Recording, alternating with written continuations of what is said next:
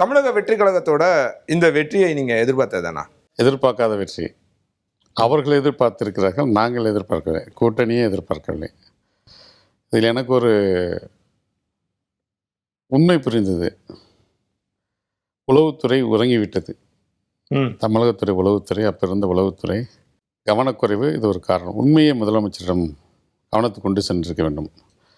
அவர்கள் 234 தொகுதியில் 232 வேட்பாளர்கள், ஒருவர் அலைன்ஸு சுயேட்சை எடுத்துக்கொண்டார்கள், ஒருவர் அவர் 2 தொகுதியில் தலைவர் இருந்தார்.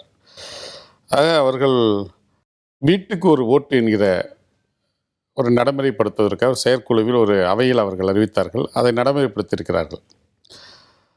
ஆக இதிலிருந்து நமக்கு மக்கள் கற்றுக் கொடுத்திருக்கின்ற பாடம் என்னவென்றால், 50 ஆண்டுகளுக்கு மேலாக ஆட்சி செய்கின்ற திராவிட கட்சிகளுக்கு ஒரு மாற்றாக இளைஞர்களும் பெண்களும் முன் வந்திருக்கிறார்கள். இருதரப்பும் பணம் கொடுத்ததாக சொல்லப்படுகிறது. ஆக இருதரப்பு பணம் கொடுத்தாலும் அந்த பணம் அங்கே எடுபடவில்லை. மாற்றத்தை மக்கள் விரும்பியிருக்கிறார்கள் என்று தான் அர்த்தம். ஆனால் அந்த மாற்றத்தை விரும்பிய மக்கள் முழுமையாக அங்கீகரிக்கவில்லை. 35% வாக்கு வாங்கியிருக்கிறார்கள். 108 வேட்பாளர்கள் வெற்றி பெற்றிருக்கிறார்கள். அதில் தலைவர் 2 இடம். 107 உறுப்பினர்களை வைத்துக்கொண்டு ஆட்சி அமைக்க முடியாது. 118 இருக்கணும், அல்லது 120க்கு மேலே தனி மெஜாரிட்டிக்கு அவர் வரல. தனி மெஜாரிட்டிக்கு வந்திருந்தாக்க முழுமையாக மக்கள் அங்கீகரித்தான்னு நம்ம ஏற்றுக்கலாம். இருந்தாலும் நான் நடிகராக பார்த்த விஜய் அவர்கள் இன்று ஒரு தலைவராக மக்களால் அங்கீகரிக்கப்பட்டு வந்திருக்கிறார். அவருக்கு முதலில் எனது வாழ்த்துக்கள். அது மட்டுமல்லாமல் நாங்கள் எதிர்பார்த்ததை விட அது நடந்தது என்பது மக்கள் அளித்த தீர்ப்பை நாம் ஏற்றுக்கொள்ள வேண்டும். அந்த அடிப்படையில் தான் ஆட்சி அமைப்பதற்கு இங்கே இருக்கிற கவர்னர் எந்த அளவுக்கு நெருக்கடி கொடுத்தார். எந்த மாநிலத்திலும் அப்படி இல்லை. தமிழ்நாட்டில் மட்டும்தான் வர கவர்னர்கள் அந்த பிஜேபி ஆட்சியில் இதுக்கு முன்பிருந்த RN ரவியாக இருக்கட்டும், அல்லது இப்போ வந்திருக்கிற கவர்னராக இருக்கட்டும், 2 நாள் 3 நாட்கள் உடனே ஒரு குறுகிய காலத்தை கொடுப்பது தமிழ்நாட்டில் மட்டும்தான் அவர்கள். ஏன் பெரும்பான்மையை சட்டசபையில் நிரூபிக்கலாம். இது அவையில் நடந்திருக்குது. அவர்கள் செய்த ஒரு தவறு என்னவென்றால், தவகவினர் அவர்கள் 108 உறுப்பினர்கள் வெற்றி பெற்றதை கடிதத்தை கொடுத்து விட்டு ஆட்சி அமைப்பு கோரியிருக்கலாம். இவர்கள் காங்கிரஸ் 5 இணைத்ததனால் மிச்சம் மேற்கொண்டு மெஜாரிட்டி கொண்டு வந்து திருப்பி அனுப்பியிருக்கிறார்.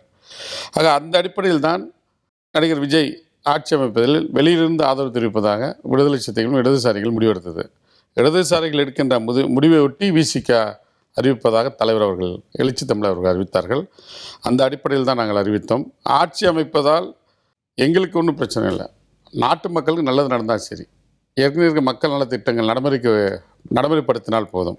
8 இடங்களில் போட்டியிடுறீங்க, 2 இடங்களில் மட்டும்தான் விடுதலை சிறுத்தைகளால் வெற்றி பெற முடியுது அப்படின்னா, தமிழக வெற்றி கழகத்தை குறைத்து மதிப்பிட்டு விட்டதா திமுகவும் சரி, திமுக கூட்டணி கட்சிகளும்? குறைந்து மதிப்பிட்டதாக காரணம் இல்லை. நாங்கள் அது கவனக்குறைவு தான். அதை தான் முன்பே சொன்னேன். உளவுத்துறை உண்மை உங்களுக்கு தெரியும், ஒரு பேட்டியில், அதாவது வாக்கு முடிந்து வருது, வாக்குப்பதிவு முடிந்த பிறகு ஒரு செய்தியாளர் சந்திப்பில் திரு தொல் திருமாவளவன் சொல்றாரு, எங்க கட்சி சில இடங்கள்ல சரியா வேலை பார்க்கல, எங்க கட்சி நிர்வாகிகள் அப்படின்ற ஒரு போதாமைய சொல்றாரு. அது போதாமையை சொல்லல. எனக்கு தெரிந்து நான் 30 ஆண்டு காலம் பொது வாழ்க்கையில் இருக்கிறேன். எத்தனையோ அரசியல் கட்சி தலைவரிடம் பழகியிருக்கிறேன். அனைத்து அரசியல் கட்சியுடைய நடவடிக்கைகளை பார்த்திருக்கிறேன். ஒரு தலைவர் ஒரு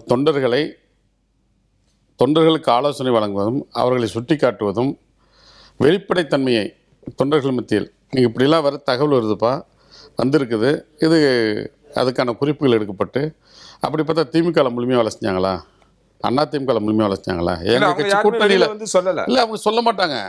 இல்லை, இது ஒரு அனைத்து கட்சி தலைவர்கள் கொடுத்துருக்க மெசேஜ்.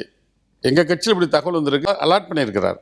வருகின்ற தேர்தலில் அடுத்த கட்டமாக இந்த குற்றச்சாட்டு வராத அளவுக்கு நடந்து கொள்ளுங்கள் என்று ஒரு தொண்டர்களை வெளிப்படைத்தன்மையாக அந்த தோழமை சுட்டுதலை தோழமை கட்சிகள் முழுமையாக உள்வாங்கிட்டாங்கன்னு புரிஞ்சுக்கிறதா? அப்படி தோழமை சுற்றுதல் அப்ப கூட்டணியில் இந்த 5 ஆண்டுகள் நாங்கள் பல முறை நான் குறிப்பா இந்த செயலின் திசைவெளி சொல்றாரு. நான் மக்களை படித்திருக்கிறதுனால், மக்களை புரிந்திருப்பதனால், மக்களை நன்கு அறிந்திருக்கிறதுனால், தொண்டர்களை நல்வழிப்படுத்தி ஒரு தலைமை கட்டுக்கோப்பா வைத்திருப்பதனால், மக்களை புரிந்தனால் அந்த வார்த்தை ஏற்கனவே மெசேஜ் சொல்லியிருக்காரு. இப்போ அதில் அலாட் ஆகிருக்க வேண்டியதாரு? அவர் சொன்ன செய்தி மாற்றம் வரப்போகுதுன்னு சொல்லிட்டாரு. அப்போ அலாட் ஆட்சியில் இருந்த இல்ல அங்கேயுமே ஒரு ஒரு குழப்பமான சூழல் இருக்குல்ல. அவர் என்ன சொல்றாரு, காட்டுமன்னார் கோயில்ல திசைவெளி மாறப் போகிறது, நான் தேர்தல் அரசியலுக்கு வரணும், நான் போட்டியிடணும் அப்படின்னு சொல்றாரு. காட்டுமன்னார் அது கோயில் எங்களுடைய விருப்பத்தை சொன்னோம். அப்படின்னு சொல்றாரு. அதன் பிறகு திரும்ப அதை பின்வாங்குறாரு. இதுக்கு பின்னால இல்லை, என்ன அது நடந்தது? பின்வாங்கறதுல அது பின்வாங்கல. அது ஒரு யுத்தி தான். அது தொண்டர்களுடைய விருப்பம்.